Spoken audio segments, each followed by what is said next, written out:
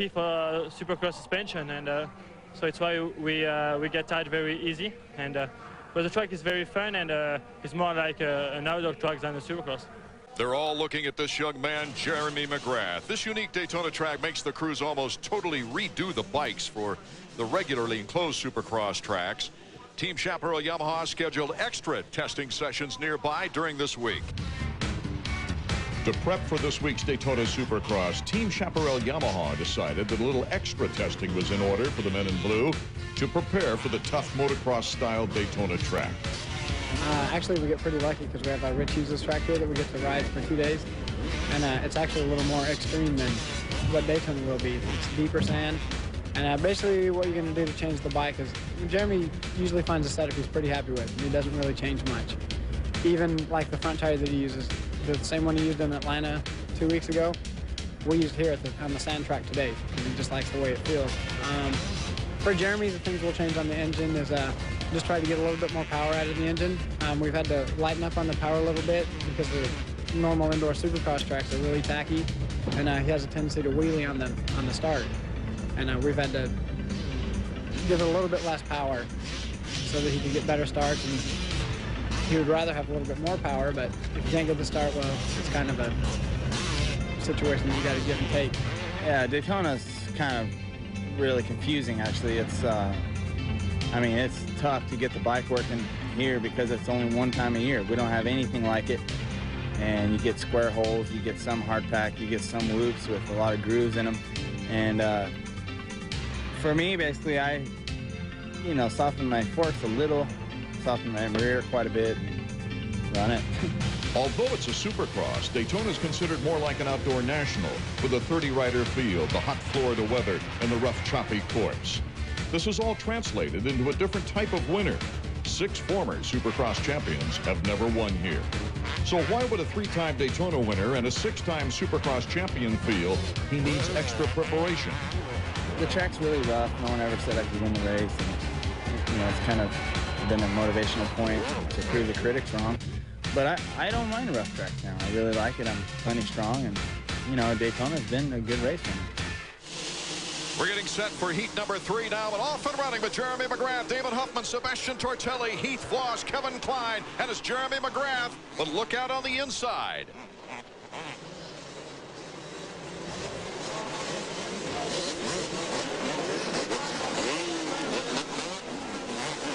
Kevin Klein. And Tortelli now starting to make a move toward Jeremy McGrath. Tortelli needed to get off right behind McGrath here, Art. He really needed to do the best start he could, even ahead of him if possible.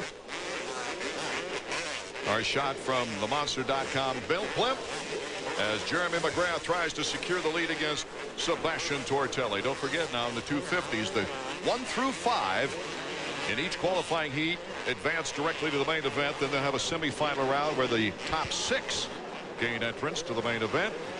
Out of the LCQ, the 250s, it is then the first 3 bikes across the finish line, rounding out a 30-rider gate here at Daytona. Most unusual sight to see 30 bikes coming off that gate. Take a look at Tortelli right here. He's starting to lose just inches to McGrath, which is a bad sign in the first lap. He's got to stay as close as possible. Now, I talked about Tortelli earlier being one of the guys like LaRocco or even David Villamy. You just heard him talk about how much this is an outdoor track, and Tortelli is the man outdoors. So he really needs to stay with McGrath and bother him a little bit, study, learn as much as he can, and let Jeremy know, hey, I am on your pace. I'll be there in the main event. Tortelli explaining to us earlier that he was very surprised his first year at Daytona last year. He expected more sand. Heath Voss goes flying right behind number 21, Sebastian Tortelli. And the bike's trying to avoid him in the whoop section as Tortelli, though, holding a steady beam. There's Heath Voss getting back and trying to restart. Just behind Tortelli. He was actually hanging in there pretty good. Voss looked great in practice this morning, and he's one of the stronger riders that does well outdoors, and this track seems to suit his style. He was looking great until he fell there. Leading privateer on the Supercross series and picks up a lot of bonus money in the privateer bonus fund. Look at Jeremy. He just does things right. You know, The guy will make mistakes here and there, but he conceals them so well, no one really notices, and he wheelies over the right bumps, chooses the right lines, gets the start when he needs to get it. He holds off guys when he needs to hold them off. He just doesn't show any weaknesses, and right now, if Tortelli can close the gap a little bit, he'll expose one. That is that McGrath's pace isn't quite fast enough to be able to run away and hide like normal. Damon Huffman has moved into third as we check out Randy Lawrence. Randy Lawrence along with Steve Butler. Major responsibilities, of course, are to get that #1 bike ready for every race. He's doing a pretty darn good job so far, I'd say, because whenever he needs to get that start, they seem to work on the bike during the week and figure it out. I mean, they may just go out and practice starts all day if that's what it takes, because Jeremy knows how to ride the bike the rest of the way. Jeremy clocking laps at 128. Well, that's quite a bit. Look at that. Wow. Just about hit the hay bale there coming down over that last jump, but that's a huge line. He did that earlier in practice, turned that into a triple-triple. He just showed Tortelli. Tortelli trying to hang with him, and here's Damon Huffman, our third-place rider. Former two-time 125 Western champion. Won the inaugural U.S. Open at Las Vegas, and Damon Huffman is riding well through those woods. Yeah, not the best start, but he was able to work his way into third. It's a distant third, but still, he's got a pretty good pace going, and he's just learned the track, try to get a good gate position for the main, and run with these guys. So as Jeremy McGrath leads our third qualifying heat for the 250s here at Daytona. We'll have more Supercross Daytona Bike Week 2000 when we return. Back to Supercross at Daytona's Bike Week 2000. Jeremy McGrath leading our third qualifier for the 250s as Jeremy McGrath, Tortelli, Huffman, Schnell, and Krein. Looks like they'll cap it off that way, but Jeremy McGrath has had his own way here. Tortelli giving him a little push, but unable to show him a wheel.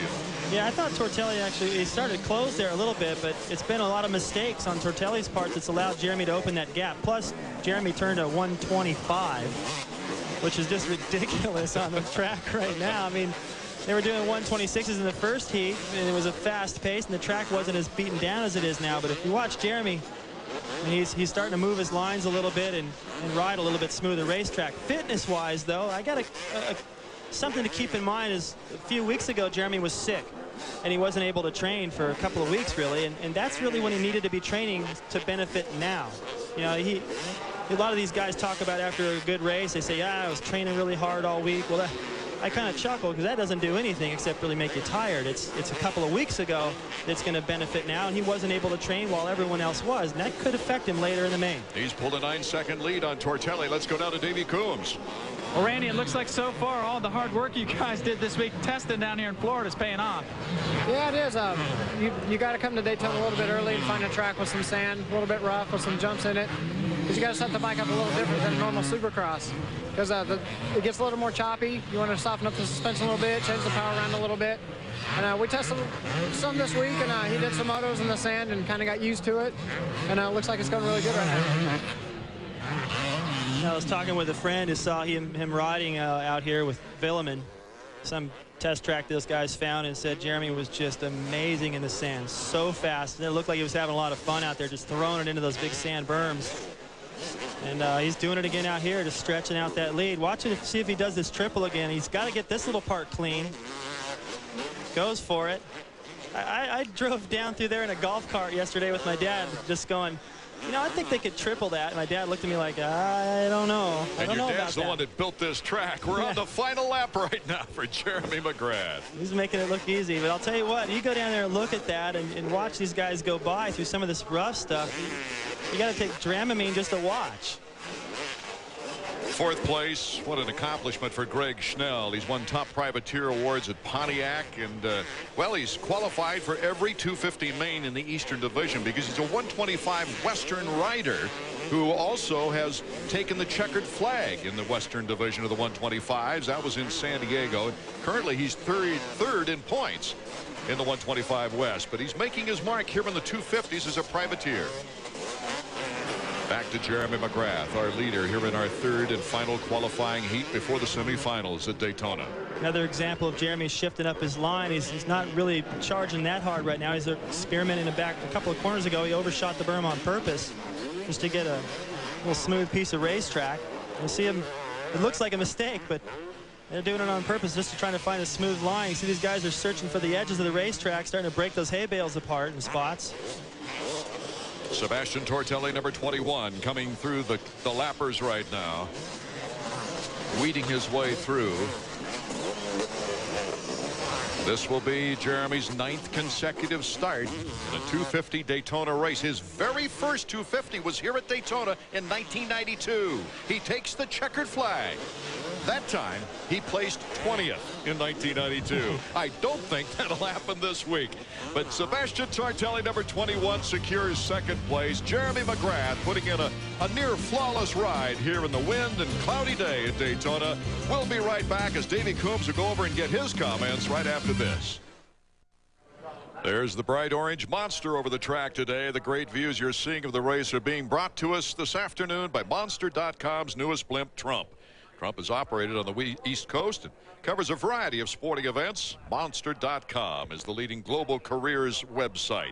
Monster.com for work, life, possibilities. Taking a look now at the results of heat number 3. Jeremy McGrath having a fairly easy time of it. Sebastian Tortelli in second. Huffman holding on to third. The 125 rider Greg Schnell in fourth. And Kevin Krein, a nice run, number 58 in fifth. Let's go to Davey. Well, Jeremy, it looked like you had a few things out there on the track that we haven't seen anyone do all day. First of all, tell me about that straightaway.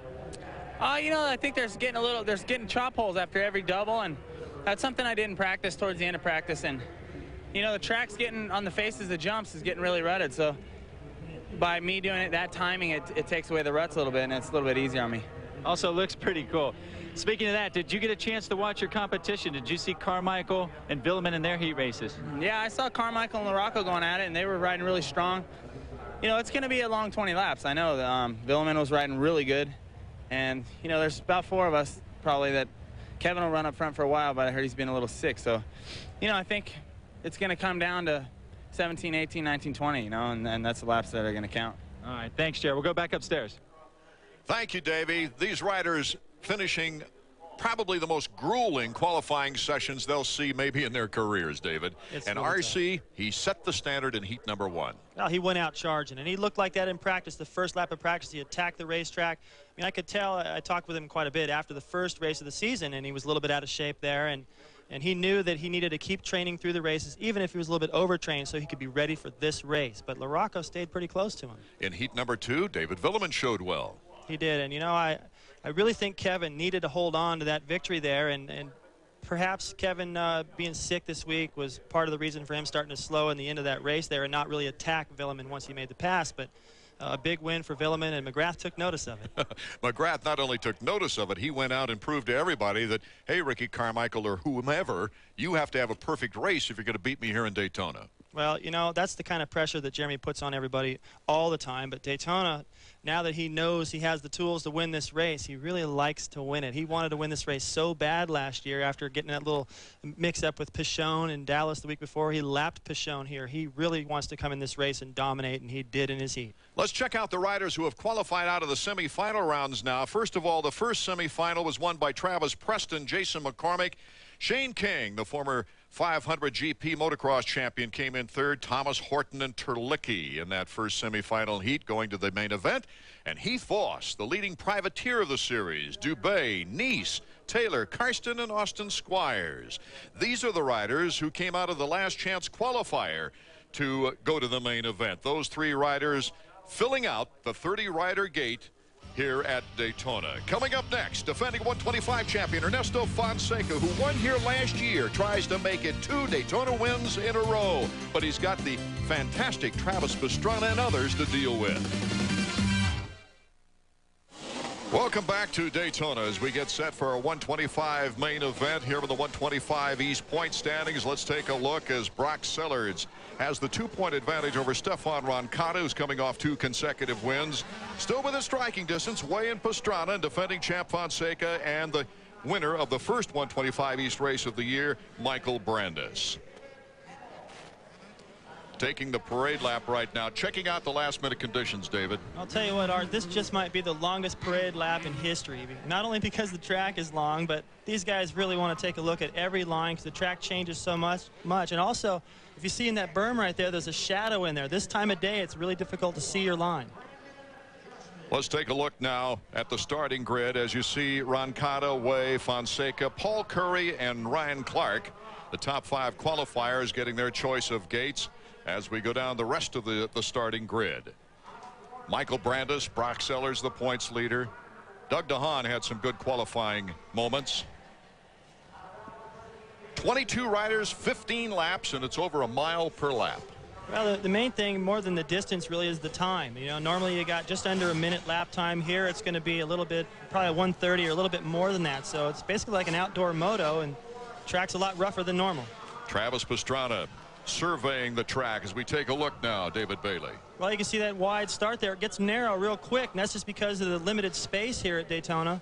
So it's a real advantage to get out there ahead of everybody and not get caught up and sandwiched there. Then it's a long straightaway into the first corner, and then it gets busy. Starts to get really tough, and we've seen a lot of mistakes out here today as these guys work their way back around to the front straightaway. It's just an entire straightaway full of whoops, and if you don't get those right, you can't do the doubles and triples that are right after them. So a lot of time can be made up or lost there, and back around to the start. These guys are going to be tired after this. Under blue skies here at Daytona now, all the 125 riders filtering in. The last rider to come to the gate is Michael Brandis, and he still has not got to his position.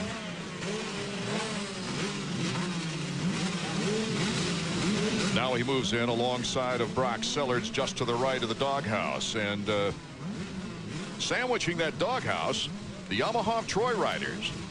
Just like in their heat race, and it seems like all the hole shots have come from that area right there, just to the inside of that starter box. I think we've seen some pileups in this first corner because it narrows up so quick. The main event, these guys have a little bit more butterflies than they did in the heat race.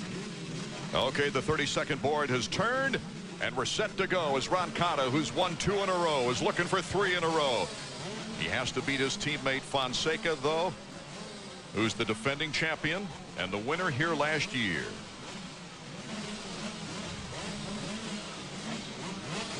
There's Curry, number 38, the privateer.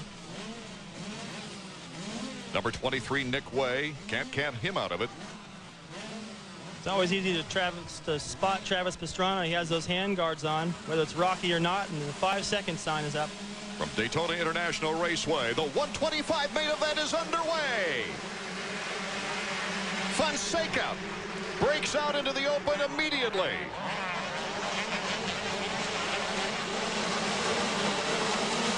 Everybody sorting out behind him.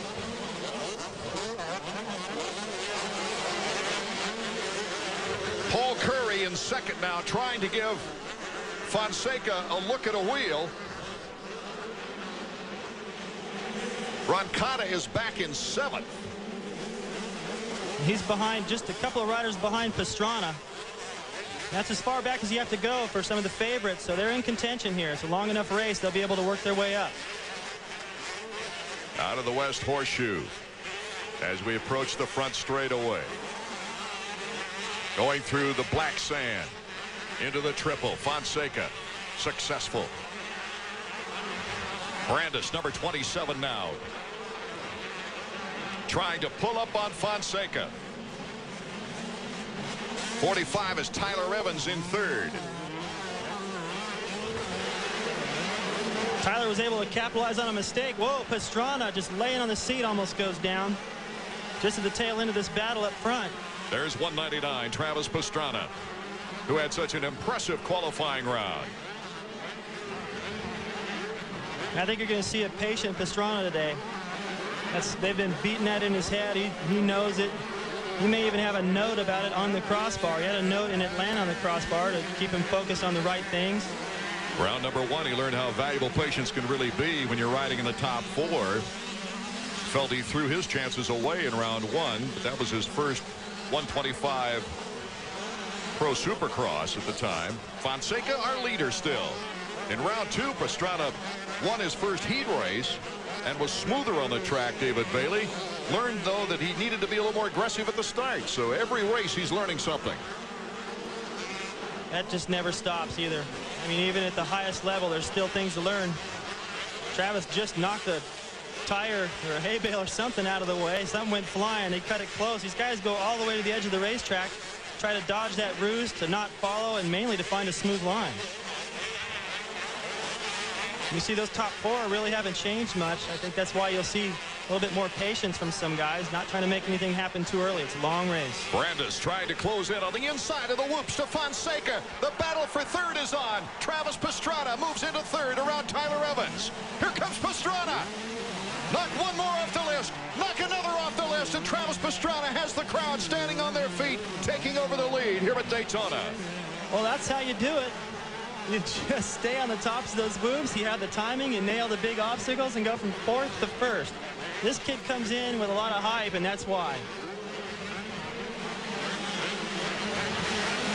Well, there's no doubt about it. He's the most publicized and probably most popular athlete to join the Supercross Tour as a rookie. But he certainly has backed that up with excitement. Roncada went down. No, that's Brock Sellards. Nope. It's Brandis. It's the last year's Brock Sellards. Yeah, 27 is Brandis, the winner of the first 125 East. Here's Roncada, number 26. He's getting going again. Out front is Pastrana getting a challenge from Fonseca. So Stefan Roncada, his chances for a 3rd consecutive victory taking a shock right now. Anything can happen in this 125 round as Travis Pastrana and Fonseca are 1-2 with Tyler Evans in 3rd. Daytona Bike Week 2000, the 125 main event. Our leader is Travis Pastrana, who went from 4th to 1st early in the race and continues to control things.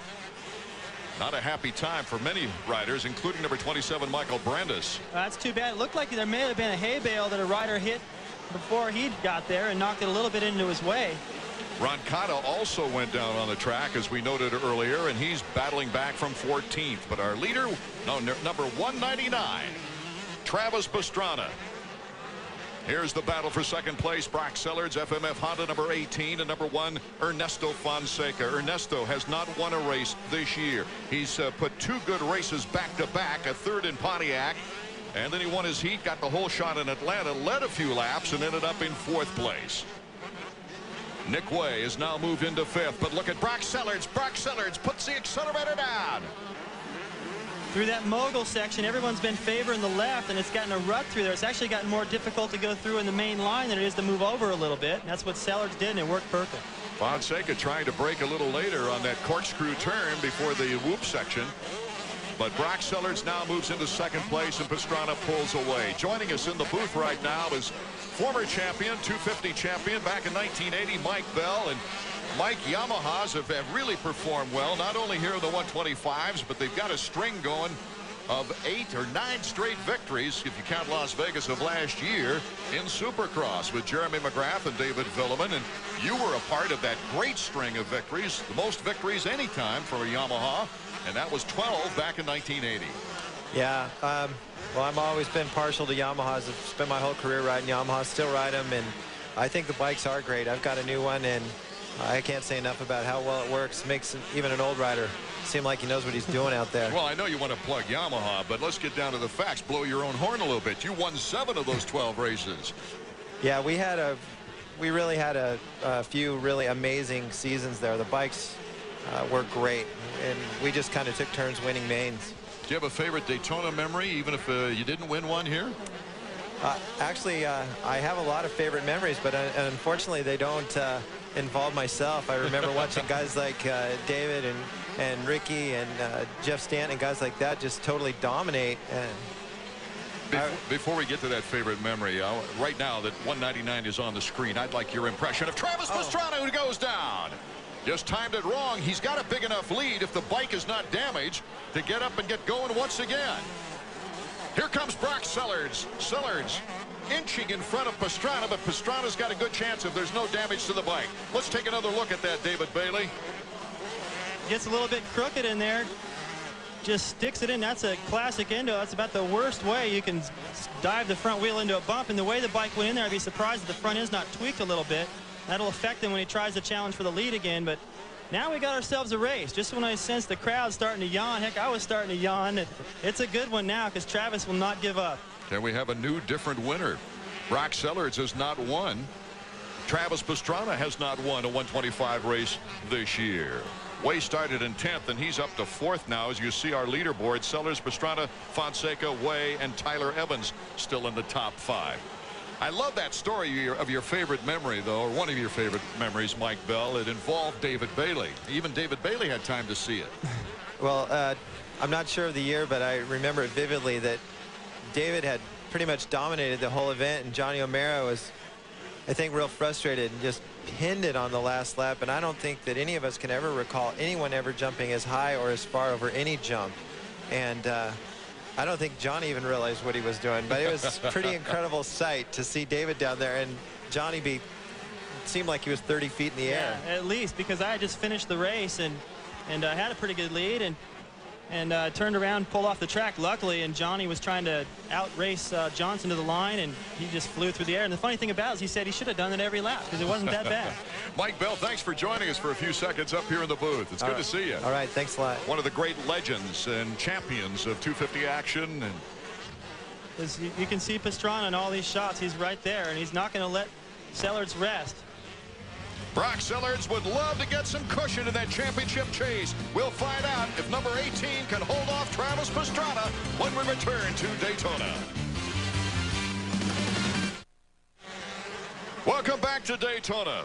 Bike Week 2000, 125 main event. Brock Sellards, number 18, after Travis Pastrana went down on the track, took over the lead, but Travis is now starting to make his move. He has studied Brock Sellards around this track for several laps, David Bailey, and now it appears he's ready to put the heat on. And you can hear the crowd, and this all the way down the straight right here through the whoop. This is where he went from 4th to 1st. And they can sense he's a little bit quicker than Sellards through there, but it seems that Sellards has picked it up a little bit, although a little mistake there. Here's the triple. Travis Pastrana could not take advantage during that whoop section because of the lapped rider, but once he got around it, he took to the sky. What an incredible turnaround, and the resolve he's showing right now to get the lead. He didn't get the whole shot. He had to earn it, then crashing the way he did. That was a bad crash. That would take some guys out, and here he is in the lead again. Notice that Travis Pastrana has that palm cast off the throttle hand now. He broke his thumb before the season opened up. It was right before the Phoenix round, the 250 round, and he wanted to try a 250. But couldn't get on the track until he got that palm cast fitted, and it became comfortable for him to ride and open up the 125 East in Indianapolis. Let's go down to Davey Coombs. Lee, your rider had the lead earlier, went down hard. Travis got back up, got the lead again, but I saw on the board this time you told him to be smart. Yeah, he's riding really good. He's just having fun out there. When he crashed, he landed right over there, and his front wheel went in a hole and just threw him over the bars. But you know, he regrouped, and he looks like he's going again. So he just needs to stay smooth and smart, and this race will be his. Never a dull moment with this guy, is there? No, he keeps me jumping. Thanks, Davey. I'm sure it's a fascinating experience for Lee McCullough, who is the mechanic of Travis Pastrana, as we go for the battle for third. Nick Way putting the heat now on Fonseca, the defending champion. You see how much room there is in that corner. Way went to the outside, tried to put something together to get a run at Fonseca, and it just didn't really work out very well. But each time he's lost a little time, he's been able to close that gap. So it's always a good sign. You know that you got a little bit more speed than the guy in front of you. It's just a matter of working out the line so you can make a pass. I'll tell you what, you know, with Lee McCollum, the guy, every time he does anything to Travis's bike, Travis is like, yeah, thanks, I appreciate that. I mean, it's just the most polite kid, almost at the point where you're like, hey, you know, just be mean or something. Come on. How can you go this fast and be that polite? With skill like that, he doesn't have to be mean. Yeah, he's really amazing to watch. Fonseca approaching a lapper as Nick Way tries to take it up a notch. See the back end fishtailing around on Fonseca there. It doesn't bother these guys. They just sort it out, recorrect with their body. As long as they get over the peak of those jumps, kick down that backside, everything turns out smooth. You got to expect to get a little squirrely out here during the day because there's so many different lines out there changing. And right now it's about as rough as it's going to get. It'll get a little worse during the 250 main later, but it's really a challenge for everyone right now. Nick Way, a 6th here at Daytona last year, trying to catch up with the champion of last year. Pastrana, Sanders, Fonseca, back and forth we go. Nick Way moves past Ernesto Fonseca. He's been setting that up all the way down that straightaway. When they get into that berm, the berm kind of breaks away. He was able to get out of it early and cut across the inside, shorten up the racetrack. And I don't think Fonseca was ready for that. Well, Nick Way, since the end of last year, in fact, the 125E season where he got those 3 podiums in 4 races at the end of the year, taking a 3rd in the shootout at Las Vegas, gave him a lot of confidence for this season. And as soon as you have confidence, which is so hard to build, you're able to ride more relaxed. You just find another zone. And he seems to be in it. I know if he was able to get up there and dice it for the lead or win one, it would change him and put him up even to another notch. And he's poised and ready for that. Davey Coombs, what's the frustration level down trackside? Well, I'm about to find out from Ernesto Fonseca's mechanic. Dave, what do you got to do to get Ernesto to pick it up a gear, get that 99 speed going? Really, I don't know. I'm just working part-time for Ernesto since his mechanic got hurt. And I think everyone else has picked it up a lot. So just hoping that he can focus and maybe we can win a couple races before the end of the year.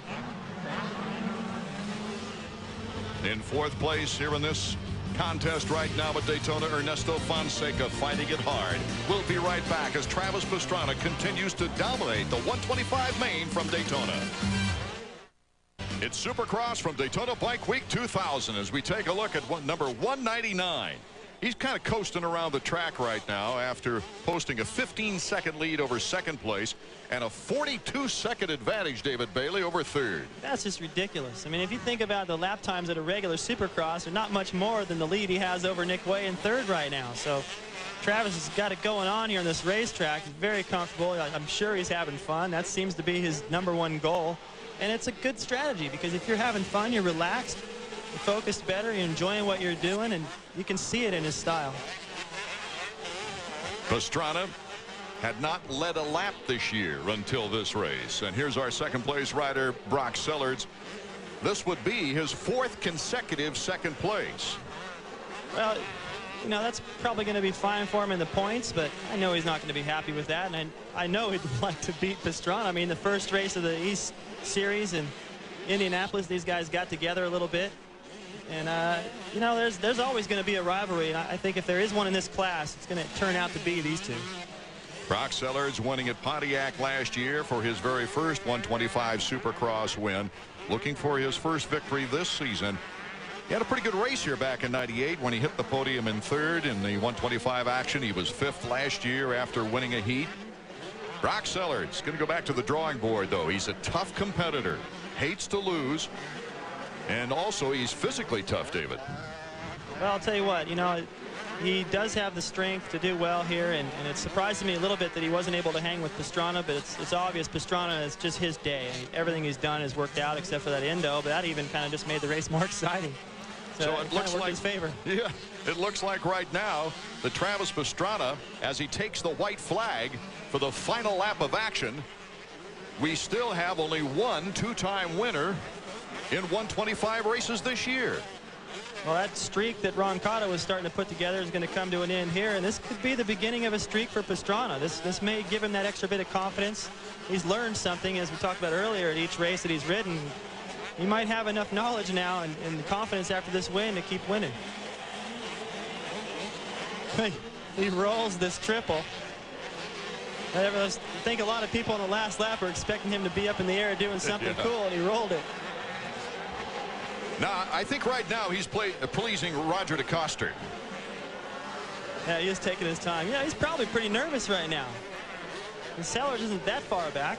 He's really slowed the pace right now and just savoring this final lap. His first win comes pretty quick. Here's Nick Way in 3rd. Be his 2nd podium in a row. And what a feather in his cap getting that here at Daytona. That would be a good feeling. Jeez, he's got a long ways to go. Travis is going to be showered by the time he gets to the finish line. The lead is incredible.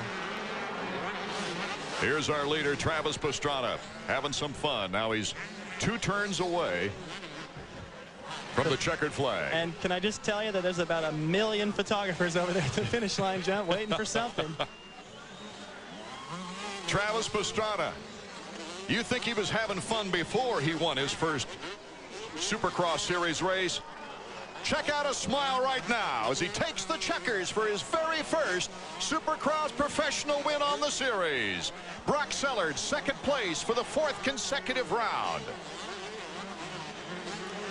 Brock Sellards will hold on to that points chase right now, but Travis Pastrana gets that first win in the series. There's Gary Bailey, the track designer and David's father. Well, I can kind of relate to all this. I mean, he's his prime student right now, and of course I was all those years, and my first win here was pretty special in '84. My dad watched me grow up and help him build this track, and when I finally got it, it was pretty sweet, and he's reliving that a little bit now, I bet. You just had the feeling that his first win was going to come any moment after all the learning of lessons through the first 3 rounds. Roger DeCoster, his team manager of Team Suzuki, coming over with the congratulations. You see the black sand that just plastered him throughout the race in the early moments. But right now, Travis Pastrana becomes another different face on the top step of the podium in 125 action in the year 2000. We will return and hear from the young kid right after this.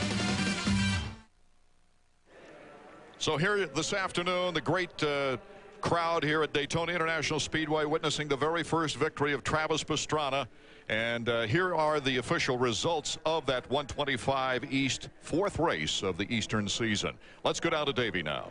All right, Travis, I know that this has got to be a dream come true. Your whole life you waited to win a Supercross, and 3 times it looked like you might have a chance, but today you came here and there was just no doubt. Well, thanks a lot. I had a great qualifier, and the fans were just so supportive. I was amazed at how much they backed me. Every time I did anything, I could hear the crowd behind me, and the feeling is just unbelievable. I mean, I can't explain it. It looked like in the beginning of the race you didn't get a whole shot, but you looked a little more patient. We've seen in some of the other races. Then you got in the lead. Then what happened?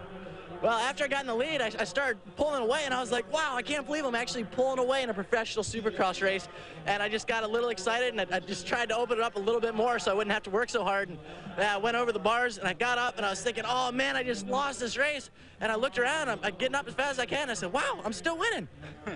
What about the last part of the race? I know Daytona's the longest race of the year, but it had to seem like an eternity between, you know, you're riding out there waiting for that first checkered flag. What did that feel like? Well, it felt unbelievably long, to tell you the truth, but I was so pumped that I was actually winning the Supercross that, you know, nothing really bothered me. And my mechanic Lee kept putting 2 more laps, 2 more laps, 2 more laps. And I kept thinking, well, it's got to be 2 more laps one of these times. So he was just trying to keep me into it. Right on. Congratulations, Travis. Thanks a lot, Davey. I can't say enough. The crowd, my bike, it's unbelievable. His excitement is infectious here at Daytona as Travis Pastrana in 3rd place moves really into contention now for the 125 Eastern Championship. Brock Sellards, another 2nd place, leads it with 88 points, so 8 points over Stefan Roncada, who finished in 5th today. Pastrana's win in 3rd, giving him 77 points. Way with 72, and Fonseca's 4th keeps him in the top 5. Let's go back down to Davey Coombs. Well, Brock, you didn't get your first win of the year here, but you got your 4th straight 2nd place, and you got a lock on the point lead. Yeah, I did. You know, I pulled away a little bit in the points lead, except for Travis. He caught me a little, but you know, I'm riding, you know, pretty good out there. I can still step up the pace. I'm not riding to my ability, but I can't. I mean, Travis really rode good, especially after crashing, being that strong coming back up. But, you know, the track was good. It was a little technical, and my Honda FMF worked great up there. All right. Listen, congratulations. We'll let you get to the champagne here. Good job, Brock. Thanks a lot.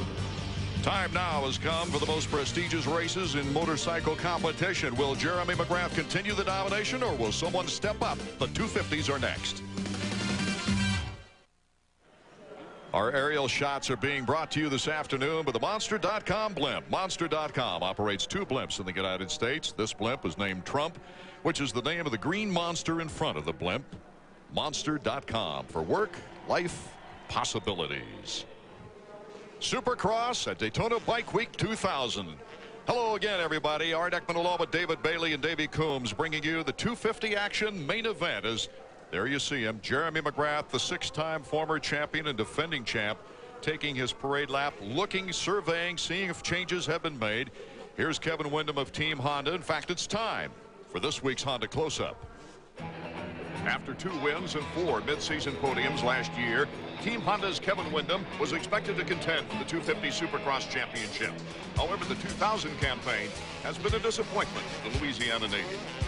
Well, it's been pretty dismal to say the least. It's not been to my liking and anybody else here at Team Honda. And you know, we've been working hard, and it seems like, you know, I've been kind of in, I guess the best way I can explain it is a hitting slump, and I'm trying my butt off to get out of it. And it seems like whenever I have a good race going, I either crash with somebody or just have a little flash of bad luck. And you know, the races then there's races that I don't ride well at all. So definitely need to get my consistency back, get some speed back, and get up there on the podium. Windham's teammate Sebastian Tortelli started the Supercross season saying it's a learning year. He has shown consistent improvement, posting a second place in Pontiac and a fifth in Atlanta. The good results shouldn't be a surprise, considering the Frenchman's dominance in last year's motocross season, where he was leading the point standings after 6 events. But a crash at Unadilla resulted in a broken wrist that forced him to miss the rest of the campaign. Here at Daytona, the Red Riders hope to keep improving on their 2000 results and put Honda back on top of the podium. As we come back, we see Kevin Windham, number 14, finishing his parade or survey lap. And David Bailey, can anyone beat this guy who's out front by a 190 to 165 margin? That's a 25-point margin in the point standings. LaRocco, Carmichael, and Windham rounding out the top 5. But here at Daytona, who stands a chance? Well, it's possible to beat the guy, but I wouldn't bet against him. I have a feeling that Villeman has the tools, Carmichael has the tools and the motivation here in Daytona, and Tortelli, you never know. And the guy that's the dark horse that a lot of people are looking at is LaRocco. He's the guy that's going to be tough at the end of the race. You heard Jeremy himself say 17, 18, 19, 20 laps. That's the important part of the race. That's where LaRocco comes on strong. There you see a 125 rider, Greg Sheen, qualifying for the Greg Schnell qualifying for the 250 main event. Pedro Gonzalez is also in the action, along with Heath Voss. And the veteran Barry Karsten, 33 years of age, who only runs Eastern events these days, but tries to qualify for both 125 and 250 action. Grayson Goodman also making the field here at Daytona. Jeremy McGrath getting ready. Randy Lawrence working the throttle for Jeremy. 6 wins in 8 rounds. He's won 3 of the last 4 here in Daytona. The king of Daytona, Jeff Stanton, won 4 consecutive races in 89 to 92. Mike Kudrowski, 3 consecutive wins. But Jeremy McGrath now has a chance to tie Jeff Stanton with the number of wins here at Daytona, which was an awesome feat. I'll tell you what, this is the race you want to win. There's so much pressure. Well, I don't know what it is. There's so much pressure. Everyone down there's got butterflies. It's just the guy that can get those things to fly in formation that's going to come out on top here. There are a lot of great champions that tried and never won at Daytona. As the 30-second board has been slipped sideways, and we are underway with the 250 main event. Ricky Carmichael breaking out with McGrath on the inside. McGrath rubbing fenders with Mike LaRocco. Moves into second. Here's Villeman. Villeman challenging now McGrath for second place. Ricky Carmichael takes the inside, and they jam up. LaRocco tried to put a pass on McGrath, and he got stuck in that deep hole there. There's Huffman, number 20. What a tough break. They're trying to get Mike to be more aggressive in that opening lap. He went in there, tried to give McGrath a little nudge, and it really cost him. McGrath's still in second. LaRocco's in last. Mike LaRocco tries to make his way back up now as Ricky Carmichael continues to lead. Let's take another check at that start and the crash. Well, they come right in the corner. It already happened at that point. But LaRocco just came to the inside of McGrath. Huffman got stuck up in his back wheel, and that just cost these guys valuable time. Luckily, they didn't bend the bikes up there, so they should be able to ride at full speed from here on out. The first lap about halfway underway now as Ricky Carmichael comes out of the shade into the sunshine, going toward the horseshoe down on the east side. He's got Jeremy McGrath in second place. David Villeman, both Yamaha winners on the season, in second and third behind him. And then Sebastian Tortelli, number 21. All right, except for LaRocco, all of the guys that I felt like had a chance to beat McGrath are right there with him. Tortelli's there. Windham's got a chance. Villeman's there, and Carmichael's starting to inch away a little bit. He did that in practice. he was messing with Jeremy's head a little bit, or trying to. Who knows if Jeremy just let him do that to make him think he was riding well. It's hard to tell. But he was able to pull away from Jeremy in practice. You don't see that very often, and he's doing it right now in the main event. Ricky Carmichael and those two Yamahas behind him. David Villeman not letting Jeremy McGrath break away as well. Almost a 3-second lead for Ricky Carmichael on Jeremy McGrath. McGrath goes for the triple. Carmichael only went for the double. He made it look so smooth. That is huge. Jeremy just saves stuff like that for the time when it counts. He's able to start jumping a triple that I don't think anyone else is going to be able to respond to. Villeman picking up space in the whoops, however, on Jeremy. Villeman in third. I'm anxious to see if Villeman starts jumping that triple now, because he's got the line. He saw exactly how Jeremy did it. If he can continue to do that, they'll close the gap together on Carmichael, and this will be a heck of a battle. Jeremy McGrath on a 4-race win streak where he has led every lap coming into this race. 80 laps in the last 4 races. That's incredible in itself. 3 hole shots out of those 4 races. Tell you what else is incredible, the way these guys let that bike just dance around underneath them. And McGrath floating through that mogul section. He only touched about 3 times through there. And if you go over there and look at that from ground level, it's scary looking, but the way he goes through there, it makes it look easy and fun. So Carmichael continues to hold about a 3-second lead on Jeremy McGrath. Let's go to Davey Combs, who's with a mechanic down there, Chad Watts. Hey, Chad, this is it. This is the start you guys have been waiting for, and you're on Ricky's home turf in Florida. Yeah, it's a good start, but there's 18 more laps, so that start's just the beginning of it. I know that when you get out there and race with Jeremy, you got to be thinking this guy's won 1,000,000 championships, but how does Ricky put that out of his mind? How's he just go out and ride 20 laps of his own? He's got to focus on the track. I mean, it's going to get really rough, and he just needs to race the track and not worry about Jeremy. If Jeremy's going to pass him, he's going to pass him. Very realistic comments from Chad Watts, as McGrath once again did the triple and Carmichael only the double. And Jeremy has cut that 3-second lead down to less than a second. The thing about that triple is it's not the triple. It wasn't really intended to be one. Jeremy's turned it into one. Carmichael did it in practice once. You saw Jeremy do it. Actually, Carmichael was sizing it up first. Jeremy went and did it. Carmichael did it right after him, and he hasn't done it since. He really needs to if he plans on winning this race, because Jeremy's going to keep doing it, and it's going to make the difference. Number 4, Ricky Carmichael, getting back on the podium at Atlanta after a miserable 10th place finish the week before, where he went down in the first turn. Battled back for that 10th place position, that's for sure. But now he's got a definite advantage. He looked so sharp in practice. Ricky Carmichael continues to lead the 250 main event here at Daytona. Can he hold off the champion Jeremy McGrath? We'll find out when we come back. Back at Daytona International Raceway, Supercross action, 250 main event, number 4, Ricky Carmichael still has been able to hold off Jeremy McGrath. 1987 is the focus of this Honda flashback. That year can be summed up in one word: mud. The rain stopped in time for the racing to begin. In the 250 main event, it didn't take long for the favorites to have trouble. Rick Johnson and Ron Lachine wouldn't get through the first turn without crashing, with Johnson losing his visor and goggles. Taking the lead was privateer Rick Ryan on a Honda. Ryan from Felton, California, was riding with a hurt leg, but he was left to ride out front and stayed clean. With all the mud flying, spectators and cameramen would have to wait and see the riders' backs before identifying them. Even 3-time Supercross champion Bob Hanna. Keith Bowen on his Yamaha had problems with the mud, riding on a smoking bike. After 20 laps in the mud, number 12, Rick Ryan, did the unthinkable, becoming the only privateer to win the Daytona Supercross. We rejoin the action, and Ricky Carmichael, number 4, continues to lead our 250 main event. A lot of people ride bikes, and a lot of people like to race bikes. But this guy next to us right now, David Bailey, he's got a great career, and he's also a great rider. I'm talking about Rob Van Winkle, better known as Vanilla Ice. Your impression so far of this race? Oh, this is an awesome race today, Art. It's great. I mean, beautiful Daytona Beach. I mean, just, you know, you can't have a better race day than this. I understand. Well, I saw on Motor World. Your riding skills are tremendous. You like it, don't you? Yeah, a lot of people. Oh, I love motocross. It's the best sport on earth until you wreck. But, you know, I grew up racing with Danny Storbeck and, you know, Jeff Emig, as well as Grayson Goodman and Upshaw and all those guys back in Texas at Lake Whitney and stuff. And I've been around for a while in the sport, and I just can't get enough of it. It still flows through my veins, and it's the best sport. Got any hot stories on Bailey?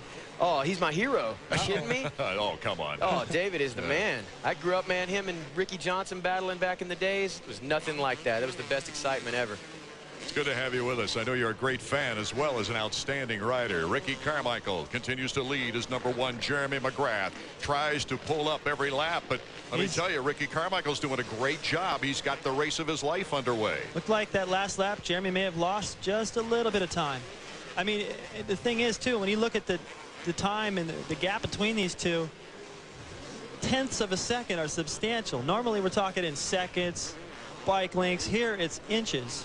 And that time Carmichael was able to open it up a little bit, and they've both really pulled away now from Villeman. Villeman was close to Jeremy, started making mistakes, and he just wasn't able to make any of that time back up. Laraku went down in turn 1 on the first lap. Dead last, is now all the way back to 8th. Let's go down to Davey Coombs. Hey, Randy, I know there's a lot of time left in the race, but you're starting to think, hey, Carmichael looks pretty strong. Yeah, he's looking really good right now. It'd be nice to be a little bit closer right now. Just kind of watching for the halfway flag to come out. Jeremy's riding a good race. He's running the same pace. He hasn't fluctuated any in his lap times. So I know he's riding comfortable. Now we'll just see what happens. Well, now what's happened is these guys are catching up to lapped riders just ahead of Jeremy. You see Carmichael having to work his way through a pack of a couple guys. He's got another one coming up. Jeremy can see all that, and the advantage for Jeremy now is these lap riders know the leaders are coming, so they're going to start looking for everyone else. That'll help Jeremy a little bit, possibly close the gap. Jeremy to the inside, has to slow down, getting in that deep rut. Look how deep that rut has gotten. Now as Ricky Carmichael still has about a 3 or 2.5 second lead. And that time it closed back up slightly, and I think that has to do probably a little bit to do with those lapped riders they encountered, and that's going to happen from here on out. And the shadows that started this race, they're going to get a little bit, they're going to change slightly and cover different berms and ruts. Look at the way Carmichael following. You just saw on the first lap, he found the most perfect line. Everyone followed suit, just weaved his way through all those holes, and he's got a smooth racetrack down one of the roughest straightaways. Almost the halfway point here in this traditional great race at Daytona. Carmichael's best this year was a second in Houston. In fact, that's the highest finish of his career in 250s. He was second for the entire 20 laps. You know what? Even if he gets past here and gets second, you still got to look at it as improvement. He's getting that much closer, and it won't be long. David Villeman holding on to third, as the lappers, very much aware, as you mentioned, David, are looking back at even the third place rider to let him through. Well, you know, we were talking about Mike Bell winning 7 of those 12 races that Yamaha strung together. He lapped me in about probably 5 of those. And it's the weirdest feeling when you're a lapper. You know that they're coming, and sometimes you try to get out of their way, and you actually make it worse. You know? Jeremy McGrath has told us about number 934 and his great attitude toward racing and life. Let's go down right now to Davey Coombs, who's David Villeman's mechanic. Hey, Craig, what do you think so far? Halfway down, David's first visit to Daytona, 3rd place. Yeah, 3rd is actually pretty good, you know. It's a lot different track than we've been riding, so, you know, it's what I expect, or better than what I expected. He had contact with Jeremy there for a while, but it looked like he made a mistake or something. Did you see what happened? Yeah, with this track, lines can change quite a bit, so, you know, when he's maybe staying close to Jeremy, he saw the lines, and then, you know, lines always change, so. He may have messed up on one? Yeah, he might have messed up on a couple. Well, he did, because I had my eye on him, and he did. He made a couple of mistakes down at the west end, and that timing whooped out double section. Not even sure what to call it, but he messed up his timing and just lost about 2 seconds right there and couldn't make it back up. Ricky Carmichael continues to hold a 3-second lead as he weeds through the lappers here at Daytona. We'll be back with more Daytona Bike Week 2000 action in a moment. Carmichael McGrath still 1 and 2. And Kevin Windham holding down 5th place. You see how he was just cruising around that corner? It looked like he wasn't really trying very hard. Well, that was because he was just trying to find that very inside line. Before the main event, they pulled some of the hay bales back just to give these guys a couple extra feet of racetrack. So he was just tinkering around the inside there. It's actually a faster line. Doesn't look it, but it works better. A 5th place was equal his second best finish of the year. A 5th place in Pontiac He started the year out, though, with a third place and then got 2 third-place finishes in the first 3 races. Here comes Mike LaRocco. Is this amazing or what? LaRocco, who was dead last in the first lap, all of a sudden has come back to challenge Kevin Windham. And I don't think that surprises Mike much. I mean, this is business as usual, but for Kevin, how does that make you feel? Geez, I know he was sick this week and he's not riding 100%, but still, you got to look at. He doesn't realize that LaRocco went down. He just figures he got a fairly bad start as usual. Wait till he finds out LaRocco was last. And with Mike LaRocco's mechanic, Paul Delorier, let's go down to Davey. Well, Paul, the main event started pretty bad, but you got to admit, Mike is riding his butt off. He's back up to 5th place, closing in on Sebastian Tortelli in 4th. He's riding really good, but we got jacked again. We made it around the first 2 turns in like 2nd place, and then Huffman ran into us, so we're stuck at dead last. What's it going to feel like when you guys finally win one of these things? Relief, maybe? I don't know. It better be good, and soon.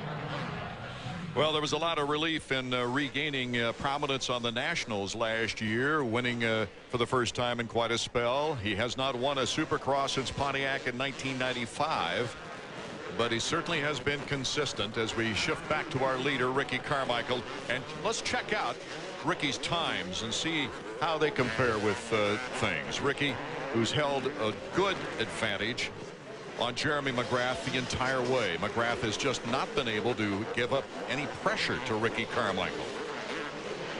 He's actually pulled it out to, looks like a little bit more than 10 seconds now. Art, this is just unbelievable. Ricky has been solid. He's been fast enough. He's worked his way through the lappers. He got the whole shot when he needed. I could see the focus he had after Anaheim the first round. We knew he was a little bit out of shape there, that he really wanted to be in shape by this race. He and Johnny O'Mara talked it over. He has done everything he's needed to do to maximize his potential for this event, and it's showing right now. Here's our Honda stopwatch on Ricky Carmichael as the watch was started as he went over the finish line jump. We'll see what kind of lap time he has and maybe get a peek at how far behind Jeremy McGrath is officially. Laps McCormick right there, and even though it was a slight bobble, it didn't really turn into much lost time. Crowd stomping their feet as he goes past the front straightaway. A Floridian leading the Daytona Supercross. And a Floridian has never won the Daytona Supercross. And he just lapped Kevin Windham. Amazing. He just moved past. Well, he moved into the top 5. That's what's so unique about this race. I mean, this track is so much different than what we normally see. To see anybody lap up inside the top 10 in a regular Supercross it's a pretty big story. Here, to lap Kevin Windham and to have a chance to maybe lap up to 5th or 4th here is just incredible, especially with as long as the lap times. Yeah, 126 to 130 lap times. It is an incredible performance, no matter what happens to Ricky Carmichael as he weeds his way through 2 more lappers. Kevin's really struggling, I think, right now. I don't think he has the fitness, and he probably wasn't able to go through his regular routine this week. 131.7 after a strenuous day of qualifying. You know, I think that's just maintenance right there. I think he's capable of probably 129, or doesn't have to do it though. He can look over his shoulder, get the signal from Chad, and know that that gap is growing on McGrath. So here he's just got to be smart. According to our calculations too, there's 5 laps remaining here in the Daytona Supercross. That's a long time. It's going to be the longest 5 laps he's ever ridden. Jeremy McGrath, who was looking for his 5th consecutive win of the season, passes his teammate Tim Ferry, number 15, and he's still looking smooth. He just can't pick it up a notch. Well, I think Jeremy made a few mistakes. He got a little bit uncomfortable at the same time, and with lap riders at the same time that Carmichael clicked off a couple of really fast laps. And that gap has stayed the same ever since. Here's a guy in the last 8 races, won 6 of them, leading 119 of 160 laps during that period of time. That's incredible, and yet he has not led a lap yet here today. Well, you just came off leading 80 in a row, so I guess we'll let him slide today. Well, can Jeremy? take advantage of maybe a possible mistake by Ricky Carmichael. Carmichael has not made very many so far in our 250 main event as Carmichael leads it. McGrath, Villeman, Tortelli, and LaRocco, the top 5. We'll return in a moment. In the afternoon light, those shadows can play a big factor when part of your course is in the sun, David Bailey, and part of it in the shadow. You go back to the tennis, like the U.S. Open up in New York. The shadow moves across center court during the finals, and it really affects how those guys read the ball off the serve. Here, you got a lot more going on. That little fuzzy ball coming at you at 100. What must be running through this young man's mind right now? Big relief should he win, and there, if he laps LaRocco. LaRocco's in 5th. Incredible. I've never seen anything like this, Art. I've never. There he goes. LaRocco's cool to get out of the way. I don't think LaRocco's impressed at all, but I am definitely impressed with the kind of ride. This is a career day for Carmichael. He had to have it to beat McGrath, and boy, he has really pulled away now. Here's Jeremy McGrath in 2nd place. Well, for Carmichael, he's never before known a win drought like he's been going through. He's gone 21 250 races without a victory. And coming into the 250s with all the horns blowing, once Jeremy McGrath came in and won the title in his first year of 250 action, then every phenom that's ever come out of the amateur ranks has expected to do that. And I think Ricky now is maturing into this role. Quickly. You know, this is his 2nd year on the 250, and look what he's learned. He's already picking up a win at the place that everyone wants to win at Daytona over McGrath, who's been on a hot streak. And no excuses that I can see from McGrath today. Carmichael has just outridden him, and I'll tell you what, I think a lot of credit needs to go to Johnny O'Mara, who has been such a great friend of Carmichael and has worked with him on his fitness. Told him, hey, you are not cutting it with what you're doing. You need to step up the pace. They worked really hard, and it shows. Villeman in 3rd. Can Ricky right now get to 3rd place? I don't know if there's enough time. I doubt that there's enough time, and Ricky, of course, doesn't want it. He wants to see those laps go away real fast right now. He could catch Tortelli, though. That's within his grasp. Can Ricky Carmichael become the first rider to win both 125 and 250 race in Daytona? No one's ever got that double.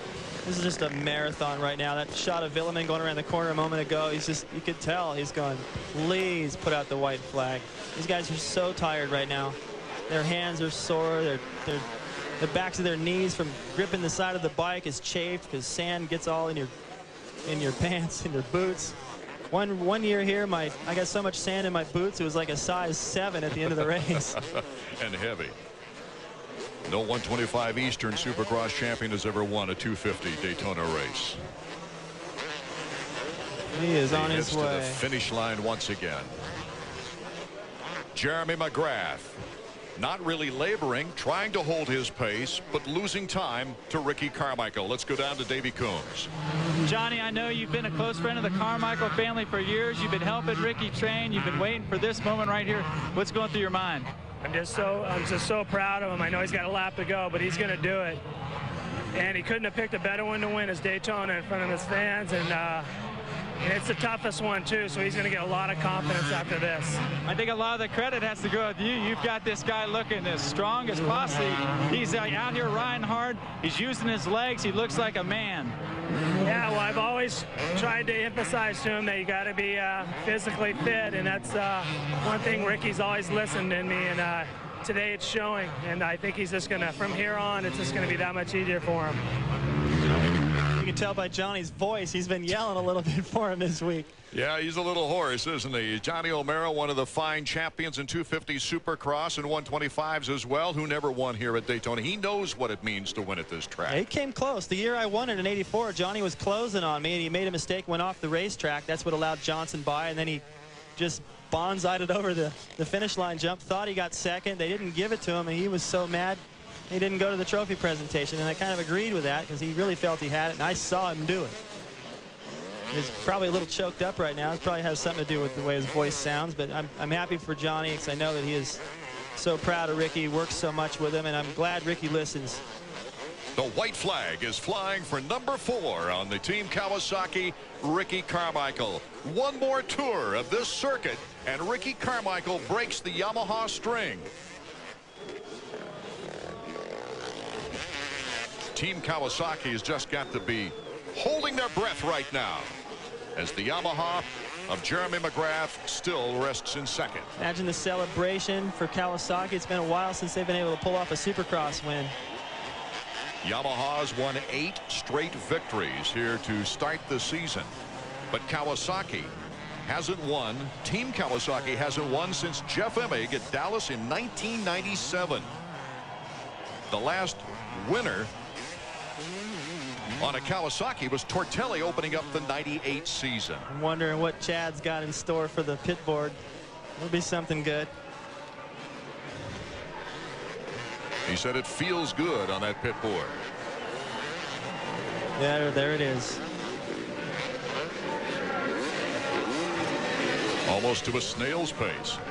Well, he's got such a huge lead. He looks over at Jeremy. Jeremy's backed his pace down because he knows he has second locked up. So Carmichael could stop and take a bow right now and still finish this race in the lead. LaRocco's got to put on the brakes. He doesn't want to have to go another lap. He's going to stay behind. Well, I guess he is going to pass him as they go by. Ricky gets the board from the Chad. He's pumping the hand to the fans too. Ricky Carmichael. There's Chad Watts, his mechanic, who's been with him through all that 125 success and all the depression and frustration of not being able to win a 250 race.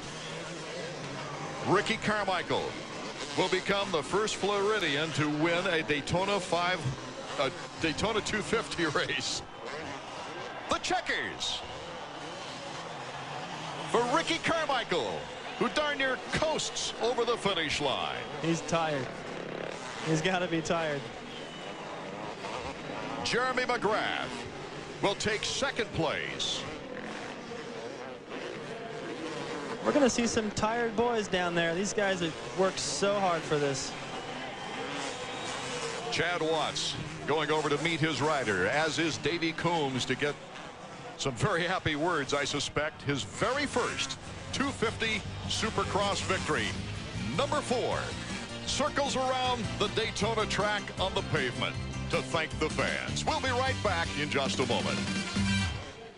Remember yet? Monster.com for work, life, possibilities. Well, another monumental, historic moment at America's oldest Supercross venue as Ricky Carmichael has a most perfect day of his life. Ricky lapped all but the top 4 riders. McGrath coming in second. Conditioning might have played a part, as David Bailey pointed out from 2 weeks ago and having the flu. Villeman in third, Tortelli fourth. LaRocco went from last to 5th. Let's go down now to Davey Coombs. Ricky, I know that you've got 25 national wins and about 1 million amateur titles and things like that, but this is different, man. This is special.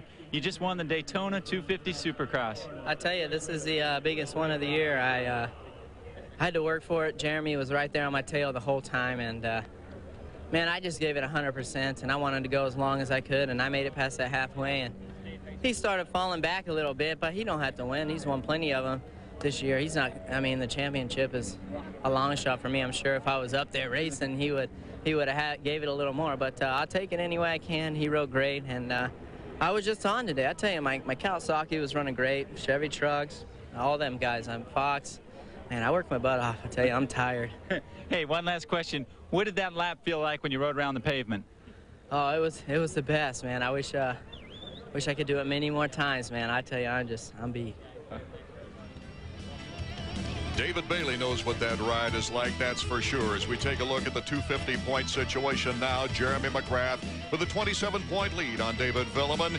LaRocco 44 points back. RC is still in 4th, 64 points behind the leader, and Kevin Windham rounds out the top 5 points-wise. But taking a look from up above, David, that's an amazing ride, is it not, on the pavement?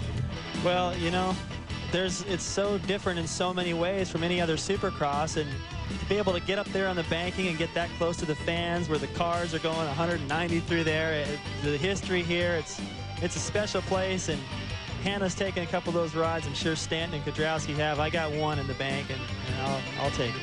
Pastrana wins his first 125 Pro Series race here at Daytona. Ricky Carmichael doubles up.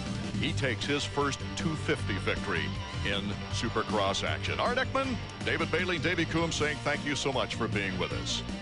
This has been a presentation of ESPN, the worldwide leader in sports.